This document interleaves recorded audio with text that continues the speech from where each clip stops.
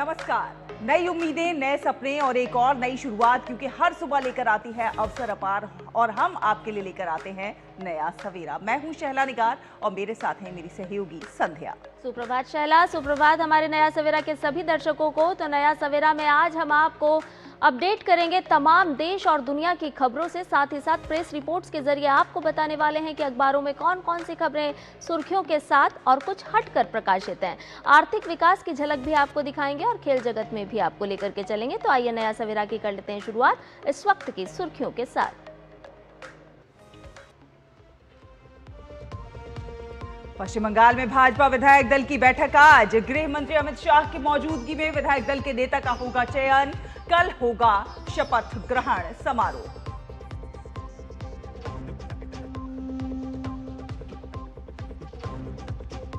तमिलनाडु में सियासी अनिश्चितता के बीच बहुमत जुटाने में जुटी टीवी के आज वाम दल और विसी के समर्थन देने पर लेंगे फैसला। स्टालिन का विधायकों को चेन्नई में रहने का निर्देश।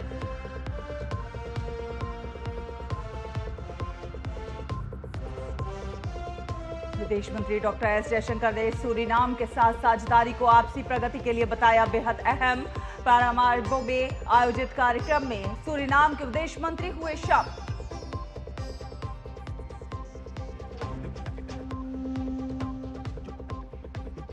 ईरान ने अमेरिका पर सीजफायर के उल्लंघन का लगाया आरोप। अमेरिकी सेना ने कहा हॉर्मुज स्ट्रेट में अमेरिकी डिस्ट्रॉयर पर हमले के जवाब में की गई कार्रवाई।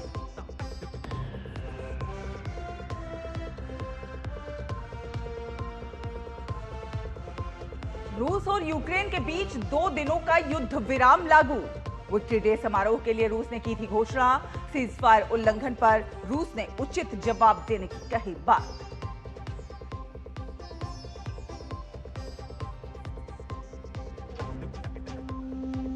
तीरंदाजी विश्व कप स्टेज 2 में भारतीय महिला टीम ने फाइनल में बनाई जगह। चीन से होगा मुकाबला। सेमीफाइनल में 10 बार के चैंपियन दक्षिण कोरिया को दी मात।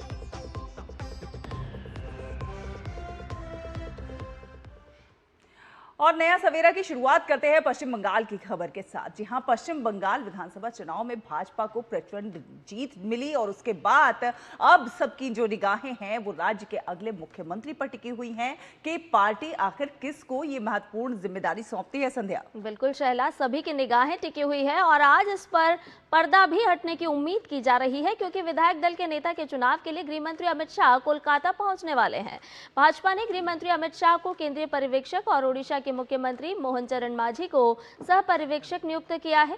अमित शाह की उपस्थिति में आज कोलकाता में भाजपा के नवनिर्वाचित विधायक दल की बैठक होगी, जिसमें नए नेता यानी कि मुख्यमंत्री के नाम पर अंतिम मुहर लग जाएगी। भाजपा सूत्रों के अनुसार ये बैठक जो है वो कोलकाता के न्यू टाउन स्थित विश्व बांग्ला कन्वेंशन सेंटर में होगी। शाम 4 बजे से होगी, जिसमें मुख्यमंत्री का चुनाव किया जाएगा। और मुख्यमंत्री पद की रेस में आपको बता दें 2021 में नंदीग्राम के बाद इस बार के चुनाव में मुख्यमंत्री ममता को उनके घर भवानीपुर में हराने वाले जो नेता प्रतिपक्ष हैं शुभेंदु अधिकारी, उनका नाम सबसे ज्यादा आगे चल रहा है।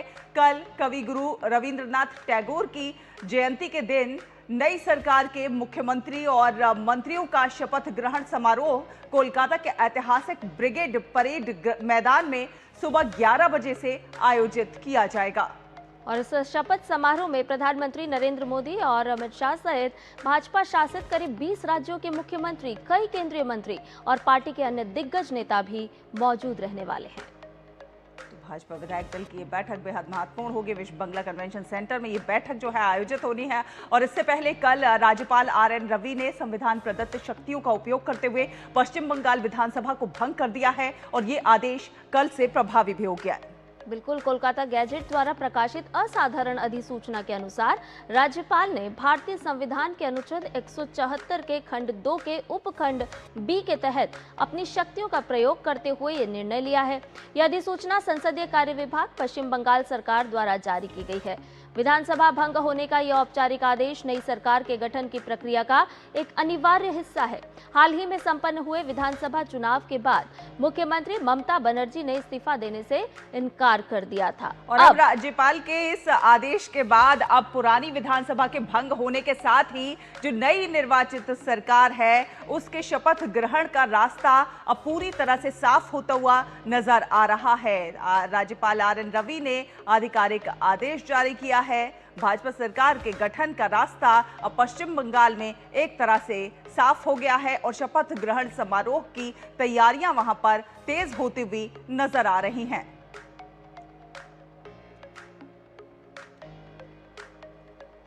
ये तो नियम है, नियम के तरीके में माननीय मुख्यमंत्री वो जाना नहीं चाहती थी, लेकिन जो संवैधानिक तरीका है वही तरीका से माननीय राज्यपाल उनको कमेटी जो है इसको डिसमिस कर दिया है, तोड़ दिया है। जो सिस्टम है सिस्टम से चलेगा। ये कोई बचपने की बात नहीं है, ये बच्चे जैसे हरकतें नहीं चलते हैं। इतना बड़ा मैंडेट लेके भाजपा आए हैं, उनको अगर कहना था तो जब तक काउंटिंग हो रहा था उसी समय कह सकती थी, लेकिन ये बच्चे जैसे बचपनिया राजनीति में इतना बड़ा देश में इतना बड़ा राज्य में नहीं चलते हैं। तो पश्चिम बंगाल में भाजपा नेता शुवेंदु अधिकारी के निजी सहायक चंद्रनाथ रथ की हत्या के मामले में भी राज्य पुलिस ने 3 संदिग्धों को गिरफ्तार कर लिया है। इस पूरे मामले की गंभीरता को देखते हुए पुलिस प्रशासन ने 7 सदस्यीय विशेष जांच दल यानी कि SIT का गठन किया है, जो हत्या के पीछे की साजिश और हमलावरों की धरपकड़ के लिए निरंतर छापेमारी कर रही है। और जांच के दौरान एक बेहद चौंकाने वाला तथ्य सामने आया है निकलकर कि हमलावरों ने वारदात को अंजाम देने के लिए एक फर्जी कार नंबर प्लेट का इस्तेमाल किया था। और इसी सिलसिले में पुलिस ने सिलीगुड़ी के शिव मंदिर निवासी विलियम जोसेफ को हिरासत में लेकर कड़ी पूछताछ की है, क्योंकि उन्हीं की कार का नंबर का दुरुपयोग किया गया था। हालांकि 3 घंटे की सघन पूछताछ हुई और जांच में सहयोग का आश्वासन देने के बाद उनको रिहा कर दिया गया है। पुलिस महानिदेशक सिद्धिनाथ गुप्ता ने आधिकारिक तौर पर पुष्टि की है कि ये एक सोची समझी साजिश थी, जिसमें कि फर्जी नंबर प्लेट का सहारा लिया गया। पुलिस मामले के हर एक पहलू की बारीकी से जांच कर रही है ताकि दोषियों को जल्द से जल्द कानून के शिकंजे में लाया जा सके। तो शपथ ग्रहण से पहले बंगाल में ये बड़ी वारदात हुई है और जिसे लेकर लोग चिंता भी जाहिर कर रहे हैं। शुभेंदु अधिकारी के निजी सहायक चंद्रनाथ रथ का जिस तरह से हत्या हुई है और भाजपा नेता शुभेंदु अधिकारी के निजी सहायक चंद्रनाथ रथ के पार्थिव शरीर पर श्रद्धांजलि अर्पित की गई है और इस दौरान वे काफ़ी ज़्यादा भावुक नजर आए और उनके चेहरे पर अपने करीबी सहयोगी को खोने का जो गहरा दुख था वो साफ तौर पर झलकता हुआ नजर आ रहा था।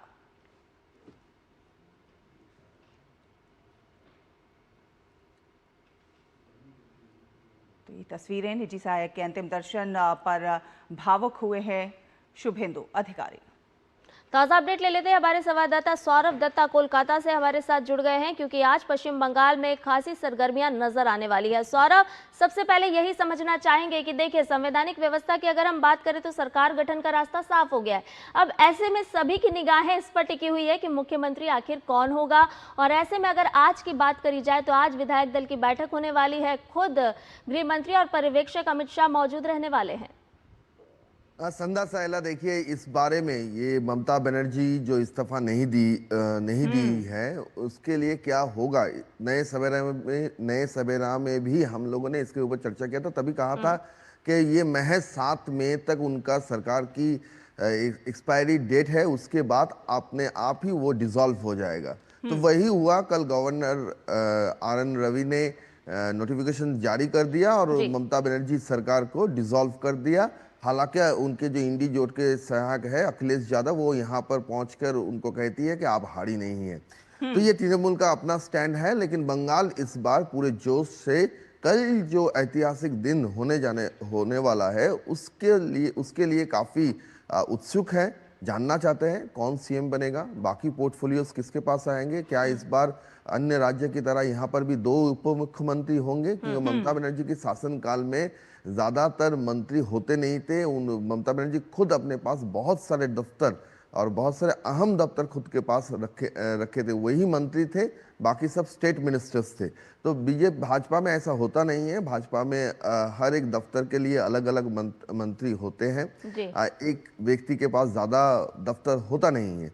तो आज गृह मंत्री अमित शाह जी और कुछ देर में ही कोलकाता पहुंचेंगे। उसके बाद कोलकाता एयरपोर्ट से उनका एक स्पीच आएगा, ऐसा सुनने को आ रहा है कि वो कोलकाता एयरपोर्ट से एक स्पीच देंगे। फिर यहाँ पे एक होटल है न्यू टाउन में, वहाँ पर एक बैठक है।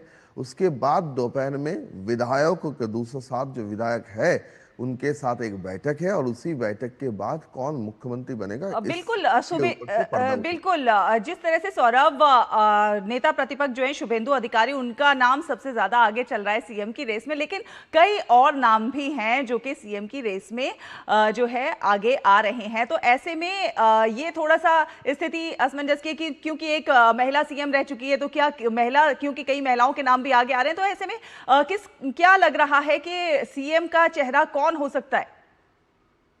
पहला देखिए, बंगाल की जो जीत है, बंगाल की जीत में सबसे बड़ी जो नींव रखी है वो भवानीपुर में रखी है। वहां से मुख्यमंत्री ममता बनर्जी को हराया गया है, और वहां से शुभेंदु अधिकारी भवानीपुर से एक बार नहीं 2 बार हराया। और कल जो चंद्रनाथ रथ की परसों जो हत्या हुई है, उसके साथ भी शुभेंदु अधिकारी का जो बयान आ रहा है, या फिर पूरे पार्टी का जो बयान आ रहा है कि भवानीपुर में अगर शुभेंदु अधिकारी खड़े नहीं होते और चंद्रनाथ रथ अगर शुभेंदु अधिकारी के आप्त सहायक नहीं होते, निजी सचिव नहीं होते, तो ये घटना भी नहीं घटता। तो ये सारी बातों को लेकर एक तो शुभेंदु अधिकारी वो चेहरा है जो मुख्यमंत्री ममता बनर्जी को हराया है। अब तो वो मुख्यमंत्री नहीं है, तो अब कह सकते हैं कि ममता बनर्जी को हराया है, और तो इसी के लिए शुभेंदु अधिकारी को आगे रखा जा रहा है। लेकिन बाकी चेहरों में से अगर आप देखें, जो जीते हुए उम्मीदवार हैं, उनमें से काफ़ी हेवीवेट है। सपन दासगुप्ता हैं, जो सपन दासगुप्ता रासबिहारी कॉन्स्टिट्यूएंसी से हैं, माने जाने राज्यसभा के एमपी रह चुके हैं, एलिट बंगाली से आते हुए माना जाता है, तो एक बंगाली चेहरा माना जाता है। उसके आप महिलाओं की बात कर रहे हैं, तो महिलाओं में रूपा गांगुली है, वरिष्ठ नेत्री है, वो भी राज्यसभा की एमपी रह चुकी हैं जी। और श्रमिक भट्टाचार्य, हालांकि वो उम्मीदवार नहीं थे, लेकिन फिर भी स्टेट बीजेपी प्रेसिडेंट है, तो उनको भी एक चेहरा माना जा रहा है। और साथ ही साथ और भी कुछ चेहरे हैं, लेकिन ये भारतीय जनता पार्टी है, इसमें जरूर सरप्राइजिंग एलिमेंट रहता है, मानते हैं।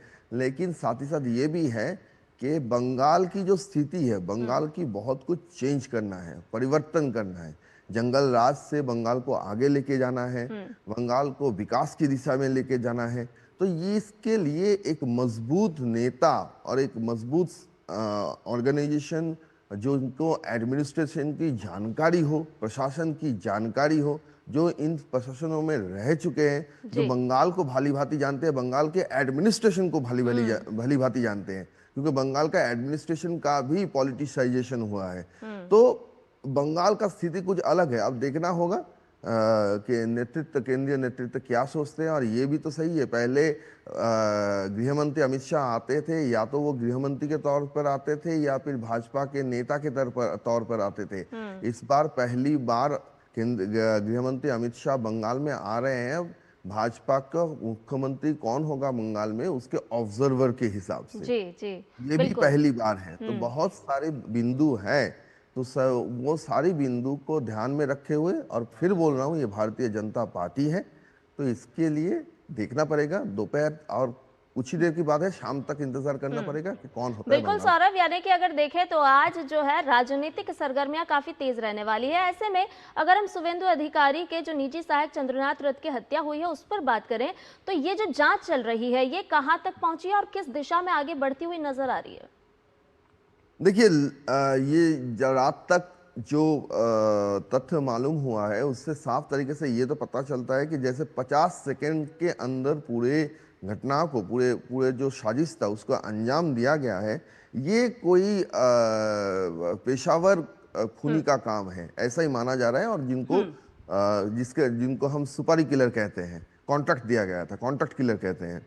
तो क्यों ये कहा जा रहा है? क्योंकि जो फुटेज पाए गए हैं, सीसी फुटेज पाए गए हैं, उसमें साफ दिख रहा है कि 50 सेकंड के अंदर इस पूरी घटना को घटाया गया है। और जैसे चंद्रनाथ रथ की जहां पे वो बैठे थे उसमें शीशे में फायर आर्म्स को लगाकर जिस तरह से शूट किया गया है, जी। और वो उसके वजह से एकदम उनकी छाती में 2 गोली लगी है, पेट पे 2 गोली लगी है, इसके जरिए उनके जो हार्ट है वो जख्मी हो गया था और उसी के चलते उनका मौत हुआ। तो ये माना जा रहा है कि कॉन्ट्रैक्ट किलर का काम है। अब इनको कौन कॉन्ट्रैक्ट दिए थे, क्योंकि वो सारे तैयारी के साथ आए थे, सारी प्लानिंग के साथ आए थे, क्योंकि वो जानते थे कि जसर रोड जो इलाका है जहाँ पर चंद्रनाथ दत्त की वो रहते थे जिस अपार्टमेंट में, वो जो रास्ता है वहाँ से गाड़ी लेकर इस खून के बाद गाड़ी लेकर निकलना मुश्किल हो सकता है। जसर रोड के वो ट्रैफिक में फंस सकते हैं, इसलिए वो बाइक लेकर आए थे। 2 बाइक थे और एक गाड़ी को सिर्फ इस्तेमाल किया गया चंद्रनाथ रथ की गाड़ी को रोकने के लिए, वो भी गाड़ी फर्जी नंबर, वो शिलीगुड़ी के एक व्यक्ति का है। जो बाइक लेकर आए थे वो भी फर्जी, एक बाइक रिकवर हुआ है। और चेसिस का जो नंबर है उसको आप ट्रैक करके पता करेंगे, चेसिस का नंबर भी साफ किया गया। जो फायर आर्म यूज किया गया वो भी काफी मॉडर्न फायर आर्म है। तो इन सारी बातों को लेकर ये माना जा रहा है कि कोई बड़ा कुछ साजिश किया था और इसके पीछे जो शख्स है वो कोई मामूली नहीं है, वो भी एक बड़ा कोई व्यक्ति होगा। और शुभेंदु अधिकारी का खुद का बयान है कि अगर वो भवानीपुर में नहीं खड़े होते तो ऐसा नहीं होता। बिल्कुल। तो जिस तरह से हम लगातार देख रहे हैं और बंगाल में हम पहले भी देख चुके हैं कि चुनाव बाद हिंसा का एक इतिहास रहा है, तो अब जब कल सरकार गठन हो जाएगा और उसके बाद भाजपा शासन आएगा, तो क्या चुनाव बाद ये जो हिंसा है इसमें कहीं ना कहीं कुछ कमी आती हुई नजर आएगी? देखिए, ये कमी नजर आती रहेगी नहीं, ऑलरेडी आ चुका है। क्योंकि आप अगर देखें तो नतीजे के बाद ही जो छुटमुट घटनाएं हो रही थी कि टीएमसी की पार्टी ऑफिस बीजेपी के झंडा लेकर कुछ लोग ले रहे थे, तभी पार्टी के शीर्ष नेतृत्व ने क्या कहा। उन्होंने कहा कि सोमवार दोपहर 12 बजे के बाद जो जय बांग्ला स्लोगन देते थे 12 बजे से पहले, और 12 बजे के बाद जो जय श्री राम ध्वनि देते हुए ये काम कर रहे हैं वो हमारे नहीं हैं। अगर भाजपा के कोई लोग यहाँ पे जुड़े हुए हैं तो उनको भी पार्टी से निकाल दिया जाएगा। पुलिस को क्या कहा गया? पुलिस को कहा गया कि आप कलर मत देखिए, आप सीधे तौर पर उनके खिलाफ कानूनी कार्रवाई करिए। और क्या देखा गया कि भाजपा के जो एमएलए हैं वो खुद पीड़ित इलाके में जा रहे हैं, जाकर जो टीएमसी के कार्यकर्ता हैं उनको आश्वस्त कर रहे हैं। जब ये सुनकर टीएमसी के वो कार्यकर्ता कहते हैं कि आज से हम आपके साथ हैं, भाजपा का एमएलए कहते हैं हमारे साथ आने की जरूरत नहीं है, आप जहां हो वहीं रहो, वही करो, हम जिनको लेकर चुनाव जीते हैं उनको लेके ही आगे चलेंगे।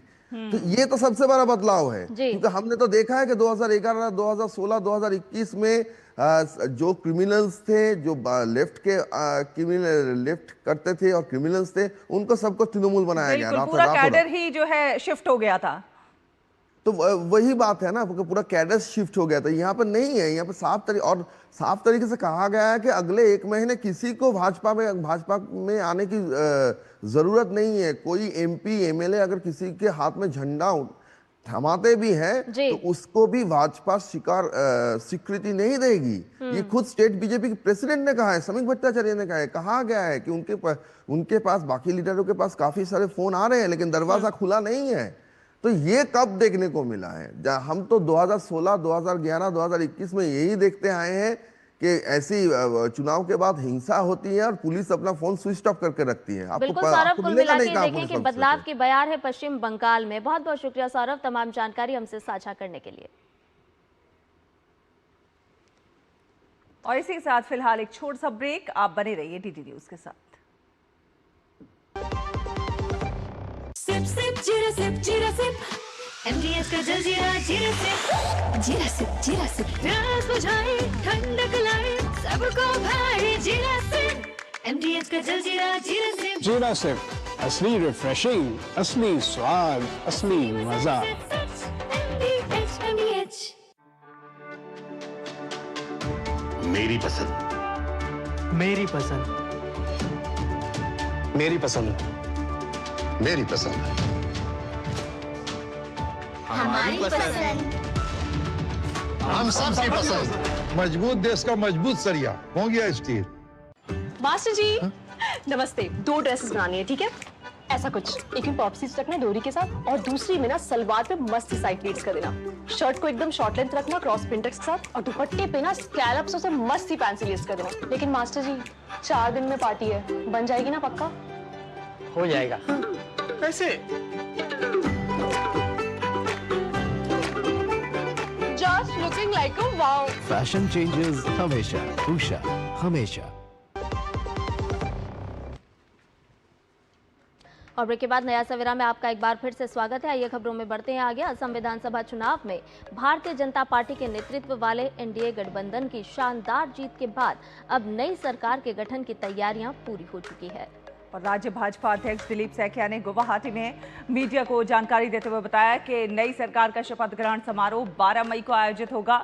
और दिलीप सैकिया ने यह भी बताया है कि इस भव्य समारोह में प्रधानमंत्री नरेंद्र मोदी मुख्य अतिथि के रूप में शिरकत करेंगे। उनके साथ केंद्रीय गृह मंत्री अमित शाह, भाजपा के राष्ट्रीय अध्यक्ष नितिन नवीन और एनडीए शासित राज्यों के मुख्यमंत्री और उप मुख्यमंत्री भी शामिल होंगे।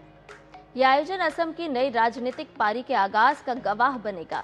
गौरतलब है कि सरकार गठन की प्रक्रिया को औपचारिक रूप देने के लिए भाजपा के केंद्रीय पर्यवेक्षक नेता जेपी नड्डा और उप पर्यवेक्षक नायब सिंह सैनी गुवाहाटी 9 मई को पहुंचेंगे। फिर 10 मई को भाजपा और एनडीए विधायक दल की महत्वपूर्ण बैठक आयोजित की जाएगी, जिसमें आधिकारिक तौर पर विधायक दल के नेता का चुनाव किया जाएगा।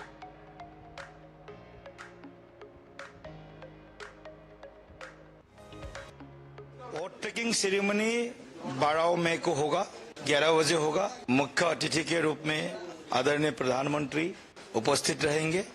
साथ में हमारे आदरणीय गृह मंत्री अमित शाह जी, हमारे राष्ट्रीय अध्यक्ष नितिन नवीन जी, एनडीए रूल स्टेट्स के मुख्यमंत्रीगण, उप मुख्यमंत्रीगण, कई सारे वरिष्ठ हमारे केंद्रीय मंत्रीगण, पार्टी के वरिष्ठ नेतृत्व और असम के अलग अलग क्षेत्र के जो प्रमुख हस्तियां हैं, सभी की उपस्थिति में खानापाड़ा फील्ड में शपथ ग्रहण अनुष्ठान आयोजित किया जाएगा।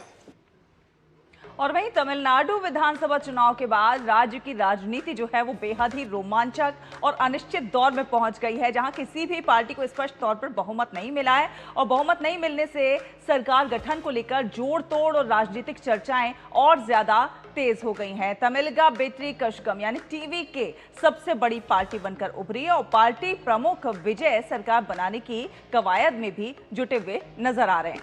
सूत्र बता रहे हैं कि विजय ने लगातार 2 दिनों तक राज्यपाल से मुलाकात कर सरकार बनाने का दावा पेश किया और बहुमत साबित करने का मौका देने की मांग भी की। हालांकि राज्यपाल ने उनसे पहले विधानसभा में बहुमत का समर्थन दिखाने को कहा है। इससे राज्य में राजनीतिक अनिश्चितता और भी बढ़ गई है। टीवीके ने चेन्नई में नवनिर्वाचित विधायकों की बैठक कर सरकार गठन पर चर्चा की। पार्टी महासचिव एन आनंद ने विधायकों से धैर्य बनाए रखने को भी कहा है। टीवीके ने 108 सीटें जीती हैं और बहुमत के लिए उसे अभी 10 और विधायकों के समर्थन की जरूरत है। और इसी बीच देर रात द्रमुक यानी कि डीएमके और अन्ना द्रमुक एआईएडीएमके के बीच भी संभावित समझौते की खबरों ने राजनीतिक माहौल को और ज्यादा गर्मा दिया है। अटकलें लगाई जा रही हैं कि एआईएडीएमके अड्डापादी और पलानीसामी के नेतृत्व में सरकार बनाने की कोशिश कर सकती है, जबकि डीएमके बाहर से समर्थन दे सकती है। हालांकि डीएमके ने तुरंत इन खबरों का खंडन कर दिया है, लेकिन एआईएडीएमके की ओर से कोई भी आधिकारिक प्रतिक्रिया नहीं आने से चर्चाएं जो हैं वो जारी हैं। राजनीतिक हलचल के बीच डीएमके प्रमुख एमके स्टालिन ने पार्टी विधायकों को 10 मई तक चेन्नई में ही रहने के निर्देश दिए हैं। उन्होंने विधायकों से कहा है कि पार्टी जिम्मेदार विपक्ष की भूमिका निभाना चाहती है, लेकिन परिस्थितियों के अनुसार पार्टी हित में बड़े फैसले भी लिए जा सकते हैं। स्टालिन का ये कदम साफ संकेत दे रहा है कि डीएमके हर संभावित राजनीतिक परिस्थिति के लिए तैयार रहना चाहती है। वहीं विजय के सामने सबसे बड़ी चुनौती बहुमत जुटाने की है। बिल्कुल, त्रिशंकु को विधानसभा की स्थिति में तमिलनाडु में आने वाले दिन जो है बेहद अहम माने जा रहे हैं, क्योंकि यही तय करेंगे कि राज्य में अगली सरकार किसकी बनेगी और वो कितनी स्थिर होगी। तो तमिलनाडु में जो सस्पेंस है वो लगातार बरकरार है। और इसी बीच तमिलनाडु में आईयूएमएल के प्रमुख केम कादर मोहद्दीन ने कहा है कि टीवीके ने उनसे गठबंधन के लिए संपर्क किया है, लेकिन आईयूएमएल ने अभी कोई फैसला नहीं लिया है। उन्होंने स्पष्ट कर दिया है कि उनका फैसला एमके स्टालिन पर निर्भर करेगा और स्टालिन जो भी कहेंगे वो उन्हें मंजूर होगा। तो इंडियन यूनियन मुस्लिम लीग ने 2 सीटें जीती हैं। तो चेन्नई से निशांत राय हमारे साथ जुड़ेंगे इस पर और ज्यादा बातचीत करने के लिए। तो गठबंधन को लेकर आईयूएमएल का प्रमुख बयान। TVK people came to us. No, everybody has come to us, and we have not decided this matter. The decision should be made by Stalin. Stalin, what he decides is accepted to us. Whatever he decides is accepted. तो चेन्नई से निशांत राय हमारे साथ जुड़ रहे हैं और ज्यादा जानकारी उनसे ले लेते हैं। निशांत, टीवीके के बहुमत जुटाने के प्रयास लगातार जारी है। आज जो है वाम दलों और वीसीके का भी फैसला आना है और इसी बीच जो है खबरें ये भी हैं कि एआईएडीएमके और डीएमके भी आपस में मिलकर सरकार बना सकते हैं। देखिए, सियासत में कुछ भी संभव है और जब ऐसी परिस्थितियां किसी राज्य में हो तो दो जो धुर विरोधी हैं वो भी मिल सकते हैं। हालांकि अगर डीएमके की बात की जाए तो डीएमके की तरफ से इसको नकारा गया है, लेकिन एआईएडीएमके के तमाम विधायकों को पुदुचेरी में एक रिजॉर्ट में रखा गया है। वहीं डीएमके ने भी अपने विधायकों को 10 मई तक चेन्नई में रुकने को कहा है। वहीं टीवीके लगातार एक बात का दावा कर रही है कि वो सरकार बना रही है, कांग्रेस का समर्थन है और लेफ्ट पार्टीज को समर्थन लेने की कोशिश की जा रही है, वीसीके की समर्थन लेने की कोशिश की जा रही है। तो ये कहा जा सकता है कि तमिलनाडु में जो सियासी खेल है बहुत ही रोमांचक हो चुका है। हालांकि अभी तक अगर आधिकारिक तौर पर हम बताएं तो एआईएडीएमके और डीएमके की ओर से किसी ने भी गवर्नर से समय नहीं मांगा है। और दूसरी तरफ अगर बात की जाए तो 2 बार विजय गवर्नर से मिल चुके हैं और गवर्नर का कहना है कि आप 118 विधायकों का साइन ला पाएंगे, समर्थन ला पाएंगे, तब हम आपको यहाँ पर ओथ दिलाने में सक्षम होंगे। और क्योंकि तमिलनाडु में किसी भी तरीके से राजनीतिक अस्थिरता ना है, इसलिए गवर्नर की ओर से फूक फूक के कदम रखे जा रहे हैं। हालांकि विजय इस बात की डिमांड कर रहे हैं कि उनको मौका दिया जाए फ्लोर टेस्ट के लिए और 2 हफ्ते में वो बहुमत अपना साबित करेंगे, लेकिन इसके लिए राज्यपाल तैयार नहीं हो रहे हैं फिलहाल तमिलनाडु का जो सियासी हालात है उनको देखकर। तो ऐसे में देखना होगा कि आखिर शपथ कौन लेता है। दूसरी तरफ एक खबर जरूर है कि एआईएडीएमके और डीएमके गठबंधन कर सकती है, लेकिन आधिकारिक तौर पर इस पर कोई भी बयान निकलकर सामने नहीं आया है दोनों दलों की ओर से। लेकिन डीएमके ने भी एक इशारा किया है, डीएमके ने भी कहा है कि वो किसी भी राजनीतिक परिस्थिति के लिए तैयार रह सकती है। ऐसे में देखना दिलचस्प होगा। आज का दिन बेहद महत्वपूर्ण है। आज के दिन ये तमाम अपडेट्स होंगी कि क्या किस तरीके से डीएमके एआईएडीएमके मिलकर सरकार बनाती है। लेकिन तमिलनाडु की अगर बात की जाए तो तमिलनाडु में ये एक तरीके का नया प्रयोग होगा। द्रविड़ राजनीति को जिस तरीके से चुनौती देकर विजय एक सबसे ज्यादा सीटें लेकर सामने आए हैं, ऐसे में क्या एआईएडीएमके और डीएमके इस तरीके का रिस्क लेते हैं? बिल्कुल निशांत, जब तमिलनाडु में चुनाव हो रहे थे तो त्रिकोणीय मुकाबला हो रहा था और इस त्रिकोणीय मुकाबले ने भी काफी सुर्खियां बटोरी थी। और ऐसे में जब हम सरकार गठन को लेकर के देख रहे हैं तो कहते हैं ना कि राजनीति में कुछ भी स्थायी नहीं होता, ना दोस्त और ना ही दुश्मन। अब ऐसे में सभी की निगाहें टिकी हुई है आईयूएमएल पर। कैसे, क्या लगता है आपको कि ये किसी दल के साथ जाकर के सरकार बनाने में बहुत महत्वपूर्ण भूमिका आईयूएमएल निभा सकता है? देखिए, छोटे दल लगातार दबाव की पॉलिटिक्स कर रहे हैं, चाहे डीएमके या एआईएडीएमके की बात की जाए, चाहे एक्टर विजय की बात की जाए, यानी कि टीवीके की बात की जाए। इनके आईयूएमएल की बात करें, इनके पास 2 सीटें हैं, सीपीआई-एम के पास 2 सीटें हैं, सीपीआई के पास 2 सीटें हैं और ये समझ रहे हैं कि एक-एक सीट कितने महत्वपूर्ण है, इसलिए ये अपने पत्ते खोलने से बच रहे हैं और दोनों तरफ अपनी बार्गेनिंग पावर का पूरा इस्तेमाल कर रहे हैं, मंत्री पद से लेकर तमाम चीजों को लेकर। ऐसे में देखने वाली बात ये होगी कि दोनों तरफ, हालांकि डीएमके की तरफ आईयूएमएल की बात की जाए तो डीएमके के खासकर स्टालिन के फैसले की बात कर रहे हैं, लेकिन इन परिस्थितियों में हमने देखा है कि छोटे राजनीतिक दल और निर्दलीय जो उम्मीदवार होते हैं वो अपनी बार्गेनिंग पावर का मंत्री पद से लेकर तमाम तरह की चीजों के लिए इस्तेमाल करते हैं और उसके बाद अपना फैसला सुनाते हैं। हालांकि विजय की ओर से लगातार इनसे चर्चा की जा रही है और देखने वाली बात यही होगी कि विजय किस तरीके से इन्हें मना पाते हैं। आज कम्युनिस्ट पार्टी ऑफ मार्क्सिस्ट की बात की जाए तो उन्होंने बोला है कि आज वो अपना फैसला सुनाएंगे। तो तमिलनाडु की सियासत में आज का दिन बेहद महत्वपूर्ण है। विजय के पास फिलहाल 112 समर्थन है, क्योंकि 2 सीटों से विजय खुद चुनाव लड़े थे, तो कांग्रेस के 5 मिला दिए जाए तो 112 हैं। और अगर communist party of India Marxist समर्थन देती है तो 116 हो जाएंगे, और IUML भी समर्थन दे देती है तो 118 हो जाएंगे, जो बहुमत का आंकड़ा है। विजय के लिए चुनौती है कि इन तीनों दलों को किसी भी तरीके से घेर के अपने पास लाया जाए। लेकिन एक बात तय है, विजय जिस धर्मनिरपेक्ष राजनीति की बात करते हैं, अगर वो IUML के साथ जाते हैं, इंडियन मुस्लिम लीग के साथ जाते हैं, तो उनकी इस राजनीति पर भी सवाल उठेंगे। साथ ही साथ निशांत, एक चीज ये भी है कि जिस तरह से विजय की पार्टी इतने बड़े जन समर्थन के साथ सबसे बड़ी पार्टी बनकर उभरी, लेकिन जिस तरह से गठबंधन में इतना ज्यादा समय लग रहा है, ये कहीं ना कहीं कह सकते हैं कि राजनीति में नया होने को ही दर्शाता है। देखिए, पॉलिटिकल अनमैच्योरिटी है कि आपके पास 118 विधायकों का समर्थन नहीं है और आप एक्सपोज हो गए हैं कि आप किस किस के साथ गठबंधन करने जा रहे हैं। हमने देखा है तमाम बड़े राजनीतिक दलों को जब तक ये पूरा समर्थन नहीं जुटा लेते और तुरंत जैसी बड़ी पार्टी बनती है, उसके बाद समर्थन जुटाने की प्रक्रिया बहुत तेजी से आरंभ कर देते हैं। कहीं ना कहीं एक तो गठबंधन में सहयोगियों को साथ लाना, विजय के पास ऐसे अनुभवी नेता नहीं है, और सबसे बड़ी बात है कि तमाम लोग राजनीति से दूर रहे हैं। जो विजय के जीते हुए विधायक आए हैं सभी फ्रेशर रहे हैं, तो दूसरे दलों में इतना अच्छा संबंध भी नहीं है कि दूसरे दलों के लोगों को अपने साथ जोड़ा जा सके। तो विजय के लिए एक तरीके की पॉलिटिकल चुनौती है, और शुरुआत में कहें तो पॉलिटिकल अनमैच्योरिटी है कि आपके जो गठबंधन के सहयोगी हो पहले ही एक्सपोज हो जाएं, जिसके चलते विपक्ष एक्टिव हो जाए और आपको इस तरीके की चीजों का सामना करना पड़े। चलिए, बहुत शुक्रिया निशांत, तमाम जानकारी हमसे साझा करने के लिए। आगे भी आपसे लगातार अपडेट लेते रहेंगे, क्योंकि आज का दिन बेहद ही खास और महत्वपूर्ण रहने वाला है। अब रुक कर लेते हैं केरलम का, क्योंकि केरलम के अगले मुख्यमंत्री के चयन को लेकर कांग्रेस में मंथन तेज हो गया है। कांग्रेस आलाकमान द्वारा नियुक्त AICC पर्यवेक्षक मुकुल वासनिक और अजय माकन ने कल तिरुवनंतपुरम में कांग्रेस विधायकों के साथ साथ यूनाइटेड डेमोक्रेटिक फ्रंट यानी कि UDF के सहयोगी दलों के नेताओं से भी विस्तृत चर्चा की है। माना यह जा रहा है कि सहयोगी दलों की राय मुख्यमंत्री चयन में भी अहम भूमिका निभा सकती है। इंदिरा भवन स्थित केरल प्रदेश कांग्रेस कमेटी मुख्यालय में पर्यवेक्षकों ने कांग्रेस के सभी 63 विधायकों से अलग अलग मुलाकात की, और सूत्रों की माने तो प्रत्येक विधायक से गोपनीय रूप से पूछा गया है कि मुख्यमंत्री पद के लिए उनकी पसंद आखिर कौन है। साथ साथ UDF के प्रमुख सहयोगी दलों के भी नेतृत्व के मुद्दे पर उनकी राय और चिंताओं को जाना गया है। विशेष रूप से इंडियन यूनियन मुस्लिम लीग यानी IUML ने पहले ही स्पष्ट कर दिया था कि मुख्यमंत्री चयन से पहले सहयोगी दलों की राय को महत्व दिया जाना चाहिए।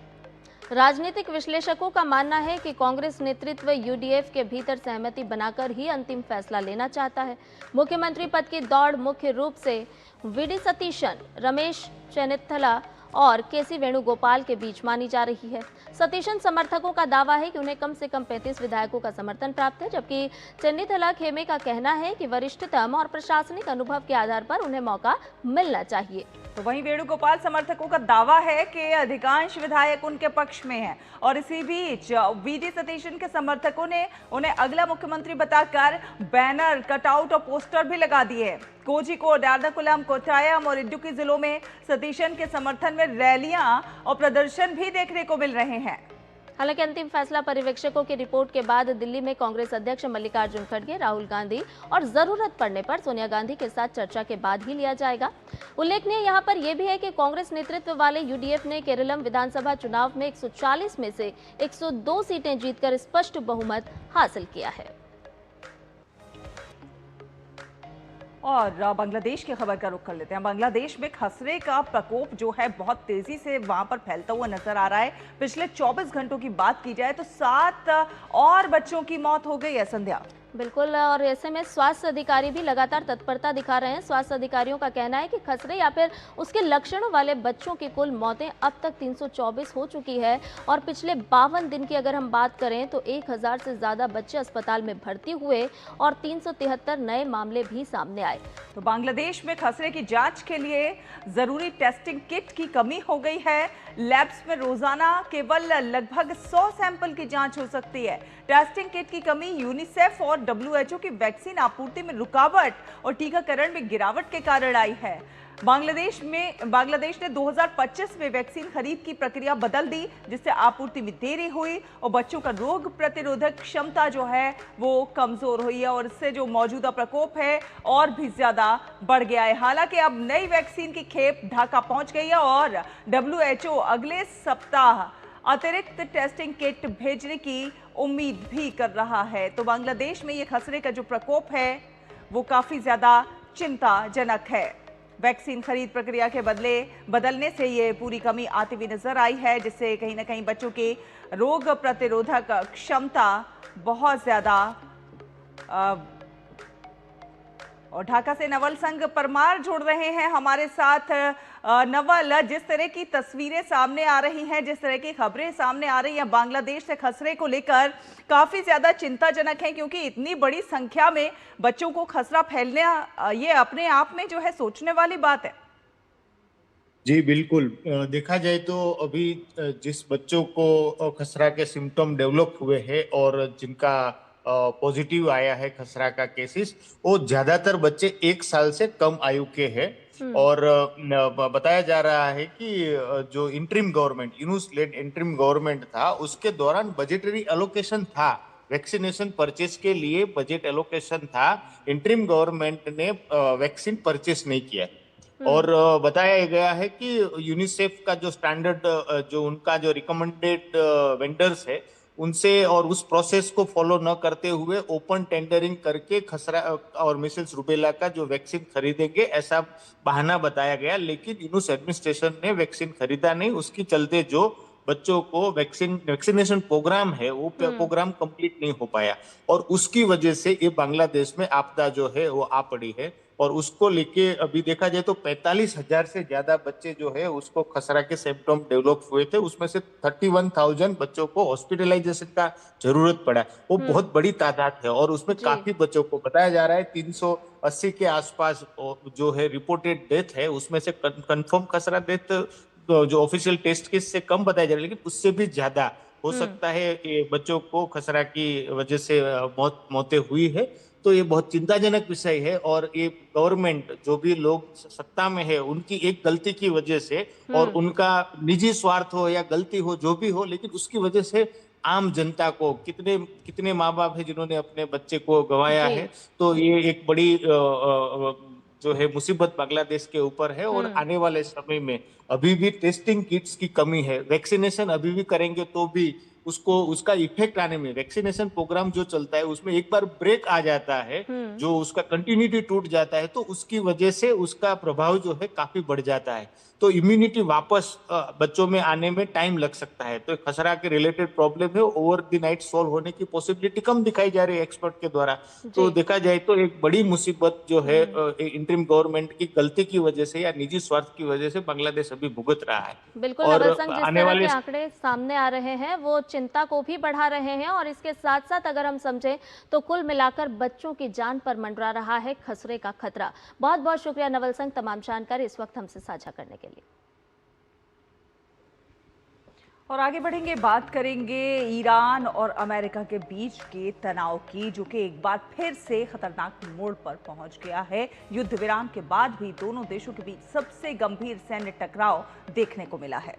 और ऐसे में ईरान ने दावा किया है कि अमेरिका ने स्ट्रेट ऑफ हॉर्मुज में प्रवेश कर रहे 2 जहाजों को निशाना बनाया और ईरानी क्षेत्रों में हवाई हमले किए। जवाब में ईरान ने हॉर्मुज स्ट्रेट के पूर्वी हिस्से और चाबहार बंदरगाह के दक्षिण में मौजूद अमेरिकी सैन्य जहाजों पर मिसाइल, ड्रोन और छोटी नौकाओं से हमला किया है। ईरान ने दावा किया कि अमेरिकी जहाजों को भारी नुकसान पहुंचा, हालांकि अमेरिकी सेंटकॉम ने किसी भी नुकसान से इनकार कर दिया है। अमेरिका का ये कहना है कि उसने जवाबी कार्रवाई में ईरान के मिसाइल और ड्रोन ठिकानों को निशाना बनाया। ये घटनाक्रम एक ऐसे समय में हुआ है जबकि वॉशिंगटन ईरान के जवाब का इंतजार कर रहा था, जिसमें युद्ध रोकने का प्रस्ताव तो था, लेकिन परमाणु कार्यक्रम जैसे बड़े मुद्दे अभी अनसुलझे हैं।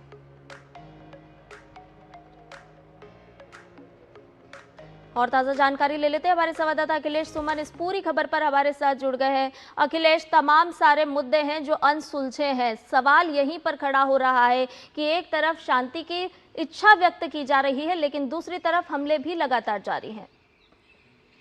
देखिए, सबसे बड़ा जो सवाल है संध्या अभी के दिनों में वो यह है कि स्ट्रेट ऑफ हॉर्मुज बंद रहेगा कि खुला रहेगा। स्ट्रेट ऑफ हॉर्मुज पूरी दुनिया के लिए बंद है और पूरी दुनिया इस युद्ध में संलग्न नहीं है। ये युद्ध अमेरिका और ईरान के बीच में है, लेकिन स्ट्रेट ऑफ हॉर्मुज जो है वो अंतर्राष्ट्रीय संपत्ति है, अंतर्राष्ट्रीय रास्ता है जिसे कि ईरान ने बंद कर रखा था। तो देखिए, जब लड़ाई इन लोगों की चली तो ईरान ने एक रणनीति अपनाई कि स्ट्रेट ऑफ हॉर्मुज को बंद कर दो ताकि पूरी दुनिया जो है वो स्ट्रेट ऑफ हॉर्मुज के माध्यम से अमेरिका पर दबाव बनाए। तो ये जो दबाव की रणनीति है, इस दबाव की रणनीति के उलट अमेरिका ने इसका जवाब देने के लिए उनका जो है गल्फ ऑफ ओमान और अरब सागर में अपने जहाज तैनात कर दिए। अमेरिका की ईरान की पूरी तरह नाकाबंदी कर दी और ऑपरेशन फ्रीडम की घोषणा की ट्रंप ने, जिसमें कि उन्होंने कहा कि हम स्ट्रेट ऑफ हॉर्मुज को फिर से ओपन करेंगे। और उनके 3 जहाज जो है, अमेरिका के 3 जहाज इधर पर्शियन गल्फ की तरफ गए थे पहले। अब वही जहाज वापस जब लौट रहे थे गल्फ ऑफ ओमान की तरफ स्ट्रेट ऑफ हॉर्मुज होकर, तो उस पर ईरान की जो बोट है, छोटे छोटे स्पीड बोट, फास्ट बोट उनको कहते हैं, उन्होंने अमेरिका के इन जहाजों पर हमला किया। और डोनाल्ड ट्रंप ने खुद ट्रूथ सोशल में इसके बारे में जानकारी दी और उन्होंने कहा कि इसके जवाब में अमेरिका ने ईरान से आने वाले जो ड्रोन हैं उनको नष्ट किया, उनकी मिसाइलें नष्ट की। तो ये एक कह सकते हैं कि युद्ध विराम के बीच में एक युद्ध विराम का वायलेशन हुआ है दोनों की तरफ से। और इस युद्ध विराम के वायलेशन में दोनों अपने अपने दावे कर रहे हैं, लेकिन निश्चित तौर पे कुछ हमले हुए हैं, दोनों तरफ से हमले हुए हैं। और उन दोनों तरफ से हमले के बाद अब जो है मामला जो है अभी संयुक्त राष्ट्र सुरक्षा परिषद में पहुंचा है। संयुक्त राष्ट्र सुरक्षा परिषद में बात होगी इस पे। और अमेरिका और बहरीन ने एक संयुक्त प्रस्ताव लाया है स्ट्रेट ऑफ हॉर्मुज को खोलने के लिए कि स्ट्रेट ऑफ हॉर्मुज सबके लिए खोला जाए, वहां कोई टोल टैक्स ईरान नहीं ले। तो इस बात पर अभी देखना है कि हो सकता है आज रात में जो है उस पर वोटिंग हो और वोटिंग के दौरान ये भी हो सकता है कि चाइना और रसिया जो है उस पर वीटो लगाए। तो फिर से एक तरीके का स्टेलमेट, फिर तरह से एक तरीके के यह स्थिति की अंतर्राष्ट्रीय जगत में यूएनओ सबसे सर्वमान्य संस्था है, वहां भी अगर स्ट्रेट ऑफ हॉर्मुज के कोई बात जाती है तो वहां अगर वीटो लगता है तो निश्चित तौर पे एक बहुत ही पूरी दुनिया के लिए एक निराशाजनक स्थिति होगी कि स्ट्रेट ऑफ हॉर्मुज अंतर्राष्ट्रीय राजनीतिक गुटबंदी की वजह से लगातार बंद रहेगा। चलिए, आप अपनी नजर बनाकर रखिए। एक स्थिति जो है स्ट्रेट ऑफ हॉर्मुज की बड़ी ही चिंताजनक बनी हुई है, क्योंकि ईरान और अमेरिका दोनों आमने सामने हैं और दोनों ही जो है अड़े हुए हैं अपनी अपनी जिद पर। और ऐसे में पूरी दुनिया उसका खामियाजा भुगतती हुई कहीं ना कहीं नजर आ रही है। बहुत बहुत धन्यवाद हमारे साथ जुड़ने के लिए। आगे बढ़ते हैं। भारत और सूरीनाम के रिश्तों को नई दिशा देने का संदेश। जी हां, विदेश मंत्री डॉक्टर एस जयशंकर ने सूरीनाम की राजधानी पारामारिबो में आयोजित कार्यक्रम में पार्टनरशिप फॉर प्रोग्रेस थीम पर संबोधन दिया। उन्होंने कहा कि दुनिया भले ही चुनौतीपूर्ण दौर से गुजर रही हो, लेकिन प्रगति का रास्ता मजबूत साझेदारी से ही निकलता है। जयशंकर ने भरोसेमंद साझेदार की विशेषताओं का जिक्र करते हुए कहा कि राष्ट्रीय हित और वैश्विक कल्याण के बीच संतुलन जरूरी है। विदेश मंत्री ने वैश्विक राजनीति में भारत की भूमिका को रेखांकित करते हुए विकास साझेदारी, वैश्विक कार्यबल, संकट के समय पहले मददगार देश की छवि और नई पहलों का उल्लेख किया। जयशंकर ने कहा कि भारत सूरीनाम की विकास यात्रा में मजबूत भागीदार बनेगा और दोनों देश मिलकर रिश्तों का नया अध्याय लिखेंगे। और वहीं विदेश सचिव विक्रम मिस्री ने संयुक्त अरब अमीरात के दौरे पर हैं वो, और इस दौरान उन्होंने विदेश सचिव ने यूएई की अंतर्राष्ट्रीय सहयोग राज्य मंत्री रीम अल हाशिमी से मुलाकात की। दोनों पक्षों ने भारत यूएई व्यापक रणनीतिक साझेदारी की समीक्षा की और सहयोग के नए क्षेत्रों पर चर्चा भी की। और बैठक में क्षेत्रीय हालात और आपसी हित के वैश्विक मुद्दों पर भी विचार विमर्श हुआ। इसके साथ ही साथ बैठक में क्षेत्रीय स्थिति और आपसी हित की वैश्विक मुद्दों पर चर्चा भी हुई। नया सवेरा में फिलहाल रुक रहे एक छोटे से ब्रेक के लिए जल्द हाजिर होंगे और ब्रेक के बाद जब लौटेंगे तो आपको लिए चलेंगे समाचार पत्रों की दुनिया में।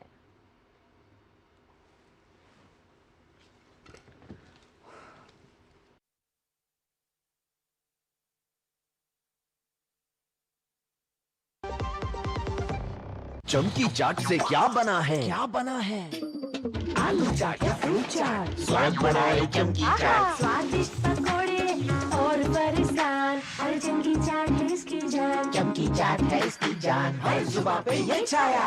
अब बताओ स्वाद आया? आया। असली स्वाद सिर्फ चंकी चाट।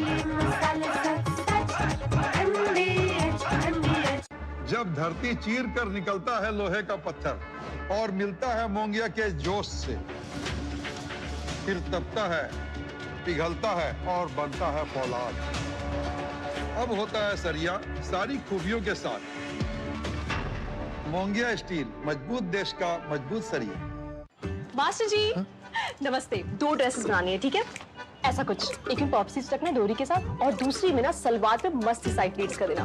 शर्ट को एकदम शॉर्ट लेंथ रखना क्रॉस प्रिंटेक्स के साथ, और दुपट्टे पे ना स्कैलप्स से मस्त सी फैंसी लेस कर देना। लेकिन मास्टर जी 4 दिन में पार्टी है, बन जाएगी ना पक्का? हो जाएगा। कैसे? Just looking like a wow. Fashion changes हमेशा, उषा हमेशा। हर सपना किसी मजबूत नींव पर खड़ा होता है। हर पुल, हर इमारत, हर सफर भारत की प्रगति की डोर है। Steel authority of India limited, जहां विज्ञान सपनों को आकाश देता है, वहां भी है सेल। सेल देश की सुरक्षा का अटूट कवच। जहां स्वास्थ्य और देखभाल की बात हो, वहां भी है सेल। हर घर, हर सपना, हर विजय देश के कण कण में छुपा है। सेल का भरोसा हर किसी की जिंदगी से जुड़ा हुआ है। सेल।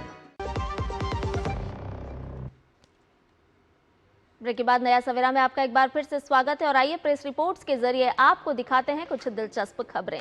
सबसे पहले बात करते हैं आपको हौसलों की रोशनी से जुड़ी हुई खबर के साथ, क्योंकि टीचर देख नहीं सकते, स्टूडेंट सुन नहीं सकते और फिर भी रच दिया इतिहास। जी हाँ, सुनने में लगता है कि ये कोई फिल्म की स्क्रिप्ट है, लेकिन ये स्क्रिप्ट नहीं है, ये असल में हुआ है। जी हाँ, एक ऐसे अंधेरे की रोशनी को रोशनी में तब्दील किया गया।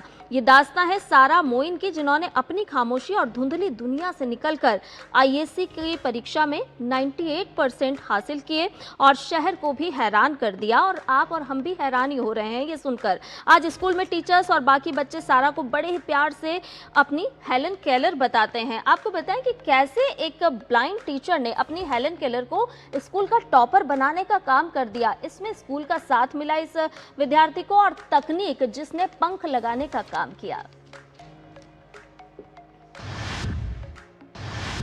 और अगली खबर जो है ये सड़क हादसों से जुड़ी हुई है, थोड़ी सी चिंताजनक है और सोचने वाली है, ताकि हम आप थोड़ी सी सावधानी बरतें और इस तरह की चीज़ें ना हों, क्योंकि देश में सड़क हादसों में रोज़ाना औसतन 546 लोगों की मौत हो रही है। जी हाँ, ये जो है आंकड़े हैं। तेज़ गति से गाड़ी चलाना इसको प्रमुख कारण माना गया है। एनसीआरबी की रिपोर्ट में ये निकलकर सामने आया है और सबसे ज़्यादा मरने वाले जो हैं यूपी, तमिलनाडु और महाराष्ट्र में हैं। तो यातायात दुर्घटनाओं में सड़क, रेल हादसे, रेलवे ट्रैक, रेलवे परिसर या फिर क्रॉसिंग पर होने वाली दुर्घटनाएं शामिल हैं। रिपोर्ट के अनुसार कहा गया है कि सड़क दुर्घटनाओं की संख्या 2023 में 4.91 लाख से बढ़कर 2024 में 4.95 लाख हो गई, जिसमें 2024 में ही 4.52 लाख लोग घायल हुए। मौत के मामले में शीर्ष 3 राज्य जो हैं तमिलनाडु, उत्तर प्रदेश और महाराष्ट्र शामिल हैं। अब धरती का पारा बढ़ने से बढ़ रही है चिंता, क्योंकि धरती का पारा 1.9 डिग्री तक बढ़ सकता है और यही खतरे की घंटी बजा रहा है, क्योंकि सूखे घास का मैदान बन सकता है अमेज़न। ये रिसर्च बता रही है। दुनिया का फेफड़ा कहे जाने वाले अमेज़न वर्षा वनों पर बड़ा खतरा मंडरा रहा है। नेचर जर्नल में एक रिपोर्ट प्रकाशित हुई है और ये रिसर्च बता रही है कि जंगलों की कटाई जारी रही और धरती का तापमान अगर 1.5 से 1.9 डिग्री सेल्सियस तक बढ़ा तो फिर खतरा मंडरा रहा है। और अगली खबर जो है ये गुड न्यूज़ है। जी हाँ, रेलवे रिजर्वेशन सिस्टम में बड़ी ओवरहॉलिंग होने वाली है। अगस्त से यात्रियों को फील गुड का एहसास होगा। रेलवे में 40 साल पुराने पैसेंजर रिजर्वेशन सिस्टम की जगह लेगी आधुनिक तकनीक। यात्रियों को मिलेगी ज्यादा सुविधा। तो डिजिटल ट्रांसफॉर्मेशन की दिशा में इसे बड़ा कदम माना जा रहा है। पीएम मोदी के नेतृत्व में जो है आपको बता दें कि डिजिटलीकरण से रेल यात्रियों को कंफर्म टिकट ज्यादा से ज्यादा मिलने की गुंजाइश कहीं ना कहीं बन सकेगी। तो प्रेस रिपोर्ट्स में तो इतना ही, लेकिन दुनिया भर की तमाम खबरों से भी आपको अपडेट कर देते हैं और लिए चलते हैं अराउंड द वर्ल्ड में। चीन के 2 पूर्व रक्षा मंत्रियों वेई फेंग और ली शांगफू को भ्रष्टाचार के मामलों में मौत की सजा सुनाई गई है। दोनों नेताओं पर पद का दुरुपयोग और भ्रष्टाचार से जुड़े गंभीर आरोप लगे थे। वेनेजुएला में कामगार संगठनों और ट्रेड यूनियन नेताओं ने स्वतंत्र और निष्पक्ष चुनावों की मांग को लेकर प्रदर्शन किया। राजधानी काराकास में प्रदर्शनकारियों ने रैली निकालकर राजनीतिक संकट के समाधान के लिए नए चुनाव कराने की मांग उठाई। यूक्रेन संघर्ष को लेकर रूस की ओर से घोषित 3 दिवसीय अस्थायी युद्ध विराम आज से लागू हो गया है। जेलेंस्की ने कहा कि दूसरे विश्व युद्ध में जीत के जश्न के लिए किया गया ये सीजफायर रूस की अजीब और अनुचित सोच को दर्शाता है। अमेरिका के राष्ट्रपति डोनाल्ड ट्रंप ने ब्राजील के राष्ट्रपति लुइस इनासियो लुला दा सिल्वा के साथ हुई बैठक को सकारात्मक बताया है। सोशल मीडिया पोस्ट में ट्रंप ने कहा कि दोनों नेताओं के बीच व्यापार और टैरिफ समेत कई अहम मुद्दों पर चर्चा हुई। दक्षिण पूर्वी मैक्सिको में एक विशाल मेले के मैदान में आग लगने से कम 5 लोगों की मौत हो गई है।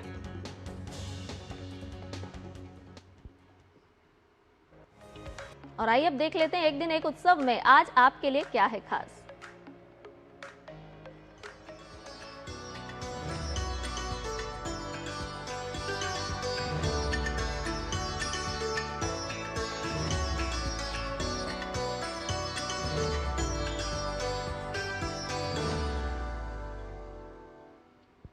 तो मेघालय के री भोई जिले का सैदेन गांव इन दिनों एक अनोखे उत्सव का गवाह बन रहा है। यहाँ पर 4 साल में एक बार निकलने वाले दुर्लभ सिकाडा कीड़े यानी नियांग के स्वागत में नियांग तासर महोत्सव आयोजित किया जा रहा है। लोक संस्कृति, पर्यावरण जागरूकता और पारंपरिक उत्साह से जुड़े इस खास आयोजन में संगीत, नृत्य, खेल और रात्रिकालीन भ्रमण जैसी गतिविधियां लोगों को अपनी ओर आकर्षित करती है। देखिए ये खास रिपोर्ट। मेघालय के रिभोई जिले के सैदेन गांव में इन दिनों उत्साह और उत्सव का माहौल है।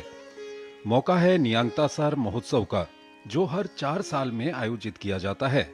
यह अनोखा महोत्सव दुर्लभ सिकाडा प्रजाति क्रेमेस्टिका रिभोई यानी स्थानीय भाषा में नियांग के उद्भव का जश्न मनाता है। फुटबॉल विश्व कप की तरह 4 साल में एक बार दिखाई देने के कारण लोग इसे नियांग वर्ल्ड कप भी कहते हैं। रिभोई पर्यटन एवं पर्यावरण विकास फोरम और सैदेन डोरबार श्नोंग के संयुक्त तत्वाधान में आयोजित इस 2 दिवसीय महोत्सव में लोक संस्कृति की रंगीन झलक देखने को मिल रही है। पारंपरिक खेल, लोकगीत, नृत्य, प्रतियोगिताएं, फैशन शो और फुटबॉल आधारित गतिविधियां लोगों को आकर्षित कर रही हैं। इसके साथ ही पर्यटकों के लिए विशेष टेंट और कैंपिंग की भी व्यवस्था की गई है, ताकि वो रात के समय जंगलों में निकलने वाले नियांग की दुर्लभ गतिविधियों को करीब से देख सकें। नोंगखाइलम वन्यजीव अभयारण्य के पास आयोजित ये महोत्सव केवल मनोरंजन का माध्यम नहीं, बल्कि पर्यावरण जागरूकता का संदेश भी दे रहा है। स्थानीय भोई समुदाय के लिए नियांग केवल एक कीड़ा नहीं, बल्कि उनकी पारिस्थितिक और पाक परंपराओं का अहम हिस्सा है। विशेषज्ञों के अनुसार ये सिकाडा अपने जीवन का अधिकांश समय जमीन के नीचे बिताता है और केवल 4 साल में एक बार थोड़े समय के लिए बाहर निकलता है। प्रकृति, लोक कथाओं, संस्कृति और खेल भावना का ये अनूठा संगम अब मेघालय के प्रमुख सांस्कृतिक आयोजनों में अपनी खास पहचान बना चुका है। नियांगतासर महोत्सव न केवल स्थानीय पर्यटन को बढ़ावा दे रहा है, बल्कि लोगों को जैव विविधता और पर्यावरण संरक्षण के प्रति भी जागरूक कर रहा है। Bureau report, DD news. और नया सवेरा में अब बात मौसम की।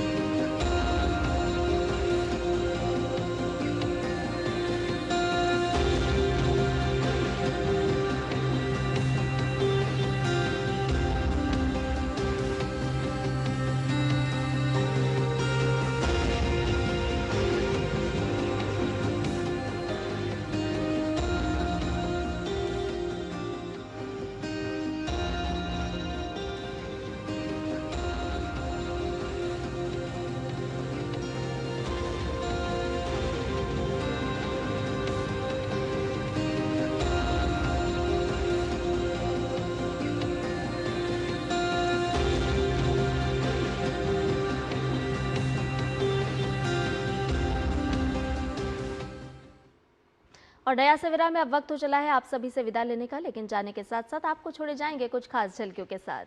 जी हाँ बिल्कुल, चीन के जियानिंग के ताई झील के किनारे आयोजित नाइट टूरिज्म कार्यक्रम की कुछ झलकियां आपको दिखाते हैं। मेले के अवकाश के दौरान इन्हें मनाया गया। आप उठाइए तस्वीरों का आनंद। मुझे, संध्या को और हमारी पूरी टीम को दीजिए अनुमति।